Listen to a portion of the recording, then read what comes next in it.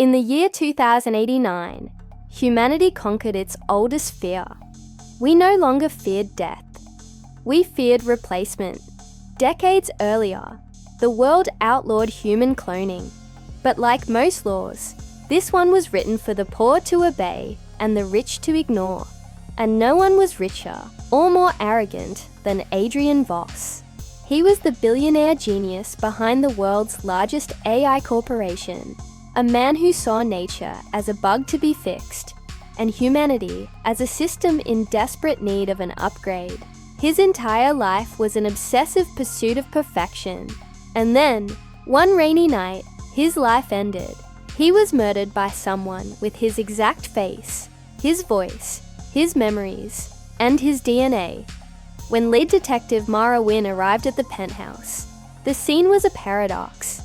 One, Adrian Voss, lay dead, his perfect suit soaked in blood. The other, Adrian Voss, stood trembling beside him, hands raised, whispering, "He was going to erase me." Mara had seen it all. Identity fraud, deep fakes, neural mimicry. But she'd never seen a murder where the killer and the victim were genetically identical. The living Voss insisted he was the real one, but forensics told a different story. Or did they? The DNA was a perfect match. 100% identical. No mutation drift. No artificial markers. It was scientifically impossible for two such beings to exist. Someone had broken the oldest law of nature. Only life can create life. The case consumed Mara. She knew Voss was hiding something. Behind a secret biometric panel, she found it, a hidden subterranean lab, cold and sterile, and inside, rows upon rows of cryopods, stretching into the darkness like a hall of mirrors. On a nearby console, she found the files, AVOS 1 through AVOS 14, the horrifying truth unspooled. For years, Adrian Voss hadn't just been living his life. He'd been beta testing it. He was serially replacing himself, decanting his consciousness into a new, upgraded clone each time. With every generation, he enhanced his intelligence, his strength, his emotional tolerance. He was editing himself, deleting the flawed parts of his own humanity. The man in custody, Unit 14, was the latest version, the masterpiece, and he confessed everything. "He made me better," he said, his voice laced with a cold, bitter clarity. "Then he decided I was too good. He wanted me gone." Each clone inherited every memory, every thought, every trauma of the original, up to the moment of its creation. They shared the same ego, but somewhere along the line, the original Adrian Voss ceased to be the superior version. That terrified him.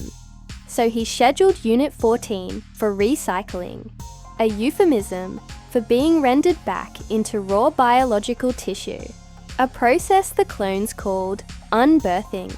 But Unit 14, the perfect Adrian Voss, refused to be deleted.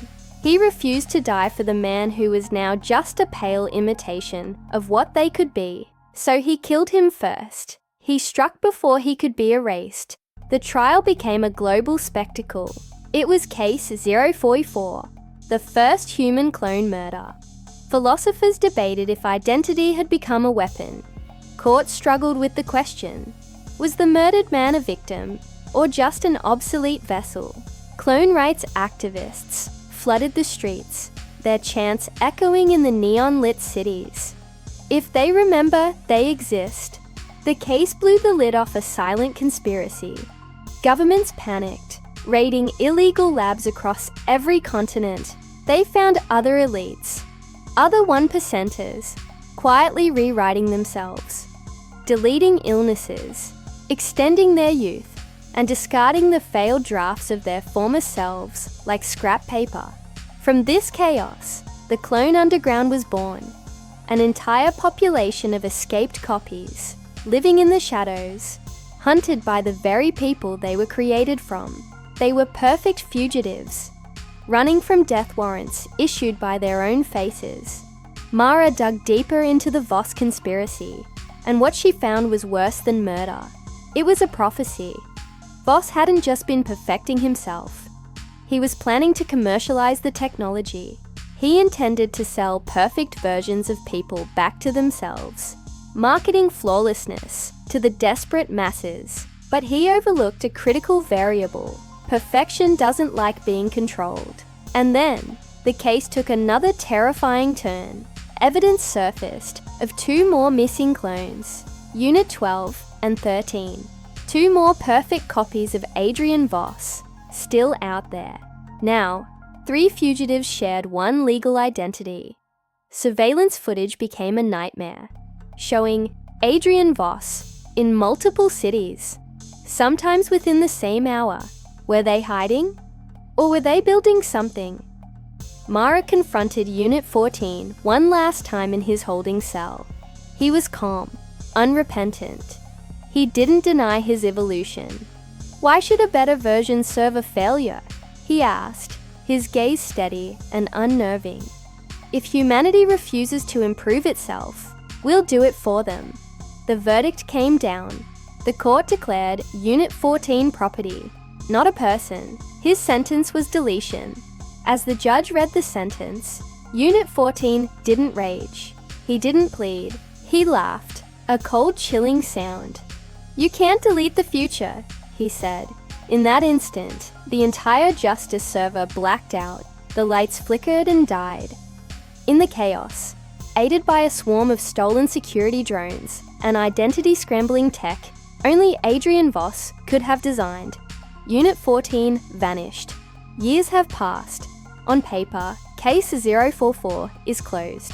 But in reality, it haunts every secure database like a digital ghost.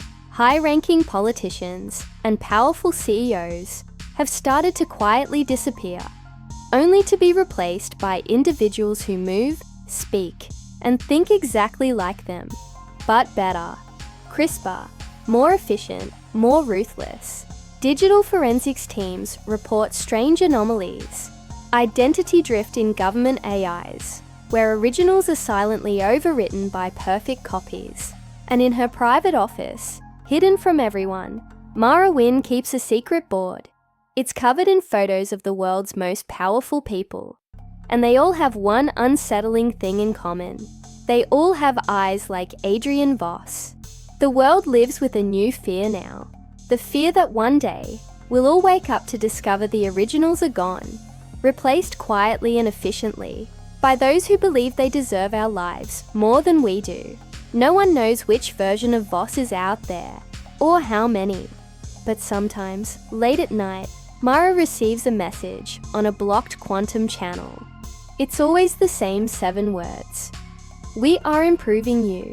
And when she stares into her own reflection for too long, a chilling thought takes hold. Is she still Mara? Or is she just the version that hasn't been replaced yet? Thank you for watching.